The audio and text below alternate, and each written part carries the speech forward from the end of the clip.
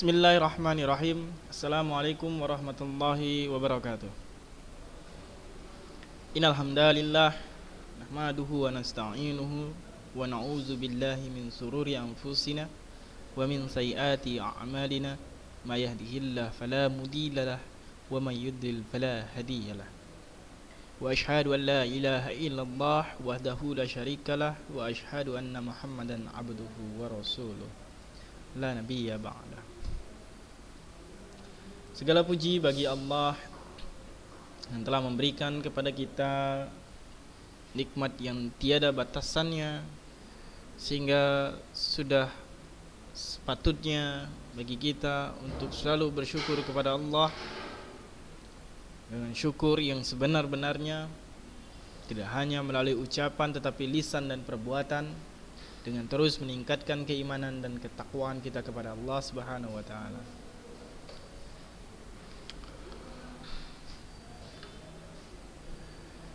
Baik,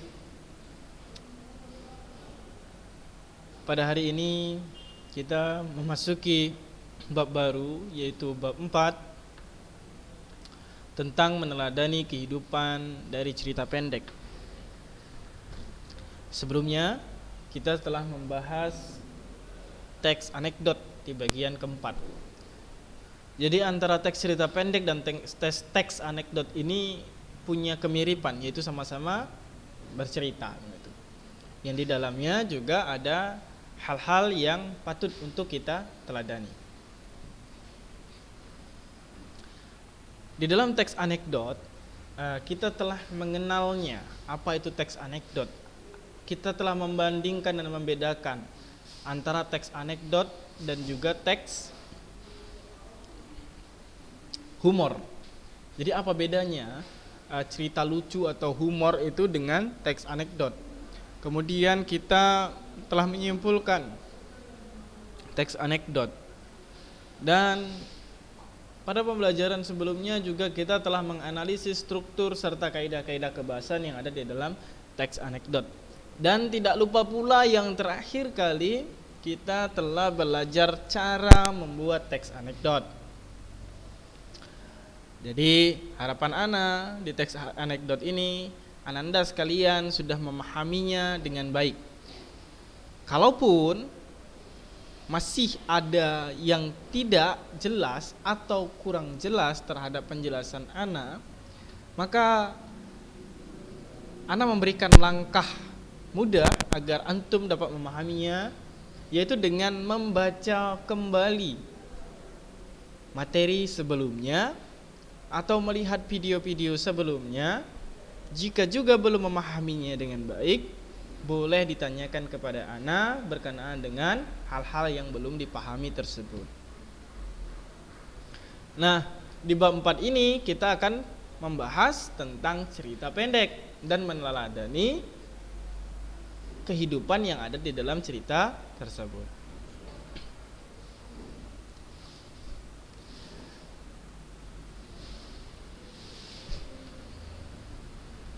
Cerita pendek sering disingkat dengan kata cerpen.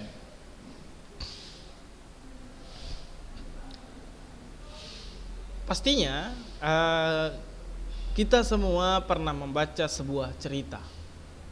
Cerita apapun itu, baik itu ceritanya dalam bentuk biografi maupun cerita bibliografi atau cerita-cerita fiksi begitu ya. Tentunya salah satu dari hal itu kita telah pernah membacanya. Nah, cerita pendek ini adalah bagian dari cerita tersebut. Nah, salah satu jenis dari cerita-cerita tersebut. Cerita pendek digolongkan sebagai cerita fiksi. Meskipun namanya cerita pendek, bukan berarti cerita pendek ini hanya satu lembar. Perlu Ana ingatkan kembali, terlalu banyak orang menganggap, wah cerita pendek tapi kok ceritanya sampai 10 lembar. Jadi cerita pendek bukan tulisannya yang pendek, tetapi alur ceritanya yang pendek. Dia hanya memuat satu alur cerita, memuat satu konflik. Nah itu dia, memuat satu konflik dan juga hanya beberapa tokoh, memiliki batasan tokoh gitu ya. Berbeda dengan novel yang dia memiliki alur cerita yang banyak. Jadi dia punya banyak alur dan juga punya banyak tokoh. Bisa di subbab atau di mozaik 1 gitu ya. Bab 1 itu tokohnya A, di bab 2 ternyata tokohnya bisa jadi C gitu. Tokoh yang disorotin gitu. Meskipun tokoh utamanya tetap satu orang gitu. Nah, itulah cerita pendek. Cerita pendek bukanlah tulisannya yang pendek, paragraf-paragrafnya atau halamannya yang pendek, yang sedikit, tetapi adalah alur ceritanya yang pendek. Bisa jadi cerita pendek itu panjang ceritanya sampai 10 halaman. Karena menurut pendapat beberapa ahli, cerita pendek itu minimal terdiri dari 1000 kata. Minimal 1000 kata sampai dengan 10.000 kata. Nah, ada juga yang menyebutkan cerita pendek tidak bisa disebut dengan cerita pendek kalau hanya 1000 kata, minimal 5000 kata. Tapi kita begini saja. Ana sampaikan ke antum bahwasanya 250 kata itu biasanya sudah sampai dengan satu lembar buku Big Boss. Biasanya kalau antum nulis itu 250 kata itu bisa sampai satu lembar atau 2 lembar buku Big Boss. Jadi kalau 1000 kata, 1000 kata berarti sekitar minimal 4 lembar gitu ya. Baru terbentuklah sebuah cerita pendek. Karena kalau cerita pendek antum buatnya cuma 2 paragraf, itu bukan cerita pendek, tapi paragraf pendek. Karena kalau cuma 2 paragraf, paling itu masih sampai pengenalan. Tidak mungkin sampai di rangkaian peristiwa, apalagi abstraksi, orientasi, rangkaian peristiwa, apalagi sampai dengan konflik begitu. Belum lagi resolusi, belum lagi koda. Jadi cerita pendek itu bukan berarti ceritanya itu yang hanya sebatas beberapa paragraf begitu atau 2-3 paragraf. Pastinya lebih banyak begitu. Rata-rata kalau hitungan paragraf, kita hitung abstraksi 1 paragraf, orientasi 1 paragraf, rangkaian peristiwa biasanya minimal 2 paragraf itu. Berarti udah 4 paragraf. Nah, konflik biasanya minimal 1 paragraf. Resolusi bisa sampai 2 paragraf. Kodanya 1 paragraf. Berarti sudah 8 paragraf. Jadi nggak bisa kalau antum buat cerita pendek hanya dengan 1 paragraf. Nggak bisa. Nah, itulah dia pengenalan terhadap cerita pendek secara umumnya. Nah, sekarang apa jadi pengertian cerita pendek itu? Cerita pendek adalah cerpen. Cerpen adalah cerita pendek. Tapi secara pengertiannya ada. Ya, berdasarkan KBBI bahwasanya cerpen itu adalah kisah pendek yang kurang dari 10.000 kata. Katanya gitu. Kurang dari 10.000 kata dan memberikan kesan tunggal yang dominan dan memusatkan diri pada satu tokoh dalam satu situasi pada suatu waktu. Ya, ada juga yang mengartikan bahwasanya cerita pendek itu merupakan salah satu karya sastra yang memusatkan diri pada satu tokoh dalam satu situasi. Ya, hanya satu tokoh dan satu alur saja. Alur ceritanya tidak berbelit-belit. Nah, cerita pendek adalah kisah pendek yang kurang dari 10.000 kata. 10.000 kata dan memberikan kesan tunggal yang dominan dan memusatkan diri pada satu tokoh saja, satu tokoh dalam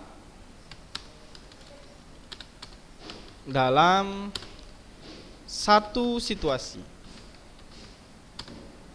pada suatu waktu. Nah, di sini jelas bahwasanya cerita pendek itu tidak lebih dari 10.000. Maksimal 10.000 ya, minimal ada yang 1.000, ada yang 5.000. Kata minimal ini kan susah, jadi kita anggap 10.000 maksimal.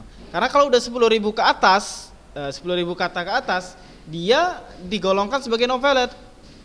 Novelet itu dikategorikan, novelet itu adalah cerita novel singkat. Jadi hanya biasanya terdiri lebih dari 10.000 kata dan dia memiliki tidak lebih dari 10 bab. Tidak memiliki lebih dari 10 bab. Kalau novel kan biasanya sampai 28 bab, 30 begitu ya. Nah, kalau novelet itu tidak lebih dari 10 bab biasanya. Nah, kalau di cerpen ini dominan memusatkan pada satu tokoh saja. Tokoh utamanya siapa, udah itu aja yang dipusatkan perhatiannya pada cerita tersebut. Kemudian situasi dan waktu yang itu juga begitu. Satu konflik juga, situasi atau konfliknya satu saja, tidak lebih banyak. Kalau dia misalnya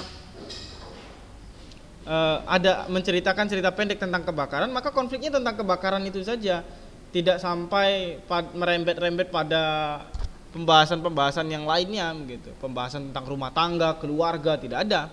Yang dibahas tentang kebakaran, tentang kerusakan hutan, maka kerusakan hutan yang dibahasnya begitu.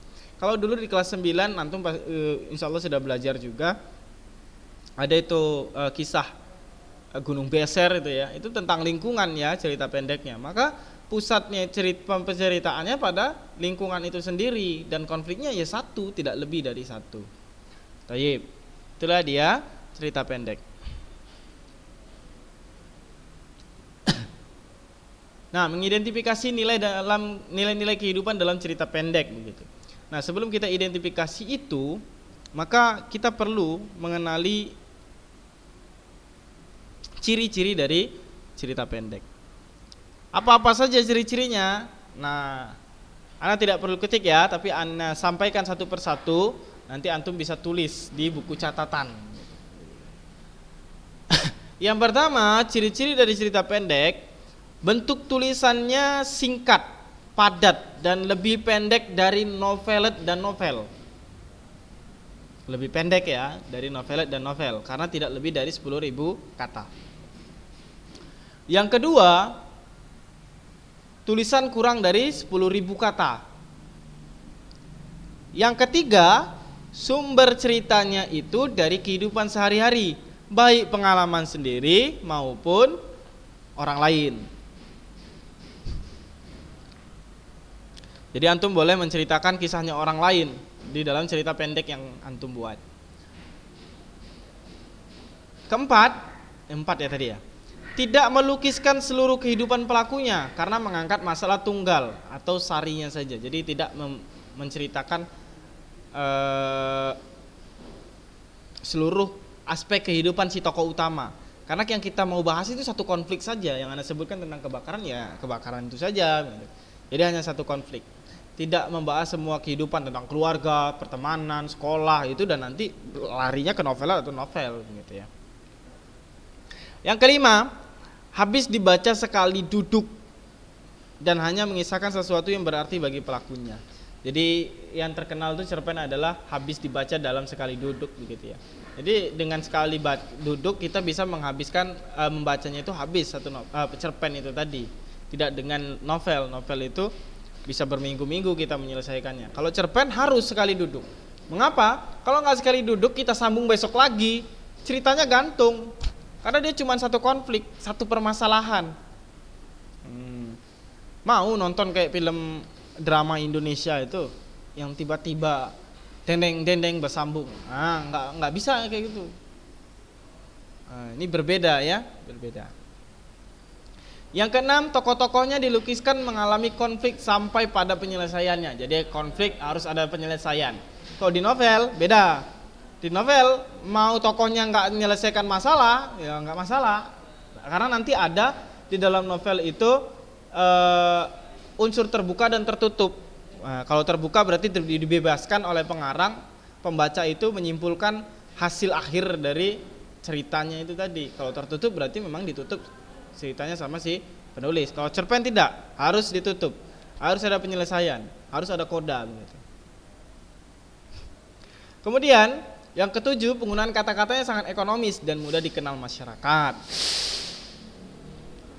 Yang kedelapan, meninggalkan kesan mendalam dan efek pada perasaan pembaca. Kesembilan, menceritakan satu kejadian yang terjadi, perkembangan jiwa dan krisis tetapi tidak sampai menimbulkan perubahan nasib.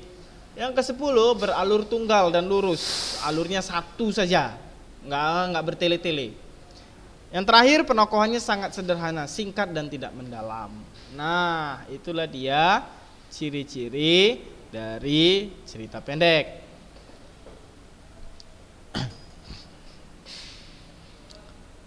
Nah, untuk kita memahami ciri-ciri sekaligus nilai-nilainya, kita akan baca novel Robohnya Surau Kami. Cerpen cerita pendek Robohnya Surau Kami.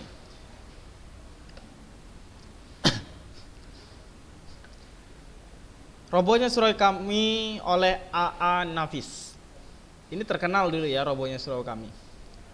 Cerita ini tahun 90-an terkenal sekali ini. Ceritanya begini, alangkah tercengangnya Haji Saleh, karena di neraka itu banyak temannya di dunia terpanggang panas merintih kesakitan. Dan ia tambah tak mengerti lagi dengan keadaan dirinya, karena semua orang yang dilihatnya di neraka tak kurang ibadahnya dari dia sendiri. Bahkan ada salah seorang yang telah sampai 14 kali ke Mekah dan bergelar syekh pula. Lalu Haji Saleh mendekati mereka lalu bertanya, kenapa mereka di neraka semuanya? Tetapi sebagaimana Haji Saleh, orang-orang itu pun tak mengerti juga. Bagaimana Tuhan kita ini? Kata Haji Saleh kemudian, bukankah kita disuruhnya taat beribadah, teguh beriman, dan itu semua sudah kita kerjakan selama hidup kita. Tapi kini kita dimasukkan ke neraka. Ya, kami juga berpendapat demikian.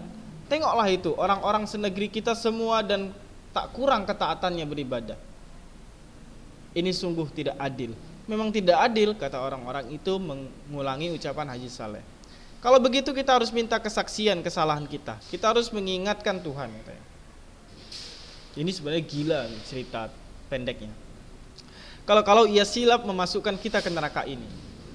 Benar, sorakan yang lain membenarkan Haji Saleh. Kalau Tuhan tak mau mengakui kesilapannya, bagaimana? Suatu suara melengking di dalam kelompok orang banyak itu. Kita protes, kita resolusikan, kata Haji Saleh. Apa kita revolusikan? Juga, tanya suara yang lain, yang rupanya di dunia menjadi pemimpin gerakan revolusioner. Itu tergantung pada keadaan, kata Haji Saleh. Yang penting sekarang, mari kita berdemonstrasi menghadap Tuhan. Cocok sekali. Di dunia dulu demonstrasi saja, banyak yang kita peroleh, sebuah suara menyela. Setuju. Mereka bersorak ramai. Lalu mereka berangkatlah bersama-sama menghadap Tuhan. Dan Tuhan bertanya, kalian mau apa? Haji Saleh yang menjadi pemimpin dan juru bicara tampil ke depan. Dan dengan suara menggelegar dan berirama indah, ia mulai pidatonya. Oh Tuhan kami yang maha besar, kami menghadapmu, ini adalah umatmu yang paling taat beribadat, yang paling taat menyembahmu. Kamilah orang-orang yang selalu menyebut namamu, memuji-muji kebesaranmu, mempropagandakan keadilanmu dan lain-lainnya. Kitabmu kami hafal di luar kepala kami. Tak sesat sedikit pun membacanya. Akan tetapi Tuhanku yang maha kuasa, setelah engkau panggil kemari, engkau masukkan kami ke neraka. Maka sebelum terjadi hal-hal yang tidak diingini, maka di sini atas nama orang-orang yang cinta padamu, kami menuntut agar hukuman yang kau jatuhkan kepada kami ditinjau kembali dan memasukkan kami ke surga sebagaimana yang engkau janjikan dalam kitabmu. Kalian di dunia tinggal di mana? Tanya Tuhan. Kami ini adalah umatmu yang tinggal di Indonesia. Oh, di negeri yang tanahnya subur itu. Ya, benarlah itu. Tanahnya yang maha kaya raya, penuh oleh logam, minyak dan berbagai bahan tambang lainnya, bukan? Ya, benar. Itulah negeri kami. Mereka mulai menjawab serentak. Karena pajar kegembiraan telah membayang di wajahnya kembali. Dan yakinlah mereka sekarang bahwa Tuhan tidak akan menjatuhkan hukuman kepada mereka. Di negeri di mana tanahnya begitu subur hingga tanaman tumbuh tanpa ditanam. Benar, itulah negeri kami. Di negeri di mana penduduknya sendiri melarat itu. Ya, itulah di negeri kami. negeri yang lama diperbudak orang lain itu, ya sungguh laknat penjajah-penjajah itu, dan hasil tanahmu mereka yang mengeruknya dan diangkutnya ke negerinya, bukan? Benar, hingga kami tidak mendapat apa-apa lagi, sungguh laknat mereka itu. Di negeri yang selalu kacau itu, hingga kamu dengan kamu selalu berkelahi, sedang hasil tanahmu orang lain juga yang mengambilnya, bukan? Benar Tuhanku. Tapi bagi kami soal harta benda itu kami tak mau tahu. Yang penting bagi kami ialah menyembah dan memuji Engkau, katanya. Engkau rela tetap melarat, bukan? Benar, kami rela sekali. Karena kerelaanmu itu anak cucumu tetap juga melarat, bukan? Sungguh pun anak cucu kami melarat, tapi mereka semua pintar mengaji. Kitabmu mereka hafal di luar kepala belaka. Tapi seperti kamu juga, apa yang disebutnya tidak dimasukkan ke hatinya, bukan? Ada Tuhanku, kalau ada mengapa biarkan dirimu melarat hingga anak cucumu teraniaya semua, sedang harta bendamu kau biarkan orang lain mengambilnya untuk anak cucu mereka, dan kau lebih suka berkelahi antara kamu sendiri, saling menipu, saling memeras. Aku beri engkau negeri yang kaya raya, tapi kau malas. Kau lebih suka hanya pada ibadat saja, karena ibadat tidak mengeluarkan peluh, tidak membanting tulang. Sedang aku menyuruh engkau semuanya beramal di samping beribadat. Nah, jadi poin penting di dalam cerita pendek ini, kita juga harus bermuamalah, gitu ya. Tidak hanya sekedar beribadah saja. Bahkan di ceritanya ini, cerita penuhnya, ada si Haji Saleh ini, dia itu tidak peduli dengan anak istrinya. Dia itu di masjid terus berzikir, tidak mencari nafkah, begitu ya. Itu yang menyebabkan dia masuk neraka. Ini adalah sebuah cerita. Kita hanya meneladani nilai-nilai kehidupannya saja, tapi tidaklah nyata. Begitulah cerita pendek yang digambarkan dalam cerita robohnya surau kami. Jadi dari gambaran cerita pendek ini, setelah membacanya, siapakah tokoh utamanya? Tentu Haji Saleh. Apa pokok permasalahannya? Karena mereka masuk neraka. Apa penyelesaiannya? Nah, dijelaskan di situ penyelesaiannya, resolusinya, kemudian ada kodanya. Jadi harus seperti itu.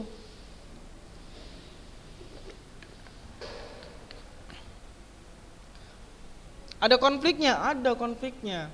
Ketika kita baca tadi ada konflik di situ ya, di dalamnya ada konflik. Nah, dalam hal ini kita jadi tahu tentang cerita pendek itu seperti apa. Nah, kalau di dalam cerita pendek yang di SMA gitu ya, itu strukturnya itu dibagi 5 gitu ya. Pertama ada pengenalan cerita orientasi. Ada juga sebenarnya abstraksi di awal ya. Kemudian pengungkapan peristiwa atau rangkaian peristiwa, kemudian konflik, puncak konflik atau klimaks, yang nantinya kemudian ada resolusi, kemudian kodam gitu ya. Ada 6.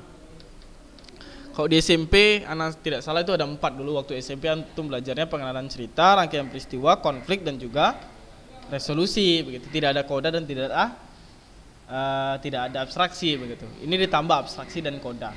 Sebenarnya sama saja, tetapi memang pembelajaran itu dia bertahap. Nah, biar lebih kompleks, lebih majemuk, lebih kompleks begitu ya. Tidak lagi sederhana. Maka dijelaskannya di SMA berkenaan dengan cerpen ini begitu. Nah, kemudian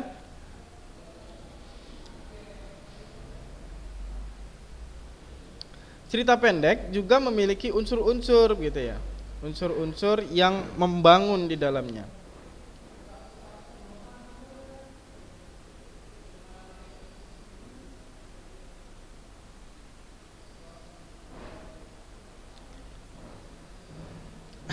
Unsur-unsur yang membangun itu akan kita bahas di minggu depan. Unsur-unsurnya apa saja? Nanti ada unsur batin dan unsur fisik. Unsur batin itu meliputi tema, kemudian tokoh penokohan, alur, gaya bahasa, sudut pandang, terus ya itu. Kemudian nanti ada Oh, maksud ana unsur intrinsik maksud ana tadi ya. Kemudian ada nanti unsur ekstrinsik. Unsur ekstrinsik adalah unsur yang ada di luar dari cerita itu. Jadi unsur ekstrinsik berada di luar cerita. Misalnya nilai sosial, nilai politik, nilai budaya, nilai ekonomi gitu ya. Kemudian pengarang, pembaca itu menjadi unsur intrinsik di dalam sebuah cerita pendek. Sebenarnya bukan hanya cerita pendek, tetapi novel dan cerita-cerita lainnya juga seperti itu. Taib, itulah pengenalan kita terhadap cerita pendek. Mudah-mudahan Anda sekalian dapat memahaminya dengan baik. Untuk pembahasan berikutnya kita akan mengenal unsur-unsur intrinsik dan juga ekstrinsik serta bagaimana proses menyimpulkan cerita pendek. Ana akhiri pembahasan kita hari ini dengan mengucapkan hamdalah alhamdulillahirabbil alamin. Assalamualaikum warahmatullahi wabarakatuh.